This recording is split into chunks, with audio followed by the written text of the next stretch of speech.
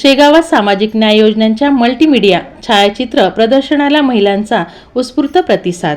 शेगाव शहरातील जिल्हा माहिती कार्यालय बुलढाणा यांच्या वतीने विशेष सहाय्यक आयुक्त समाज कल्याण विभागाच्या सहकार्याने आयोजित करण्यात आलेल्या सामाजिक न्याय व विशेष सहाय्य विभागाच्या योजनांच्या मल्टीमीडिया छायाचित्र प्रदर्शनाला शेगाव शहरात उत्स्फूर्त प्रतिसाद मिळत आहे। नगर परिषदेच्या डॉक्टर श्यामप्रसाद मुखर्जी नगर भवन टाउन हॉल येथे भरविण्यात आलेले हे प्रदर्शन नागरिकांचे विशेष आकर्षण ठरत आहे। दिनांक 28 ते 30 मार्च 2026 या कालावधीत आयोजित या 3 दिवसीय प्रदर्शनात सामाजिक न्याय विभागाच्या विविध योजनांची माहिती छायाचित्रे, माहिती फलक तसेच दृकश्राव्य माध्यमांच्या सहाय्याने प्रभावीपणे सादर करण्यात येत आहे।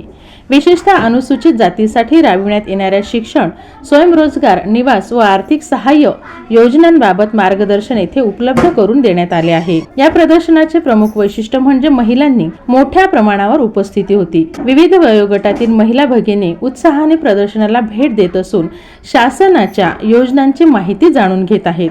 छायाचित्राच्या माध्यमातून समाजातील वंचित व दुर्बल घटकांसाठी राबविण्यात येणाऱ्या योजनांची प्रभावी आढावा पाहायला मिळत आहे।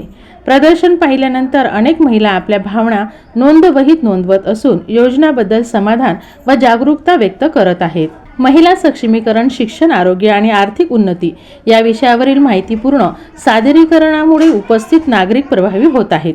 कार्यक्रमाला उपजिल्हा माहिती अधिकारी जयंतराव वानखेडे, शेगाव नगर परिषदेचे अधिकारी नानासाहेब इंगळे तसेच पत्रकार राजकुमार व्यास व शीतलताई निकम यांची उपस्थिती लाभली। मान्यवरांनी प्रदर्शनाची पाहणी करून उपक्रमाचे फार मोठे कौतुक केले।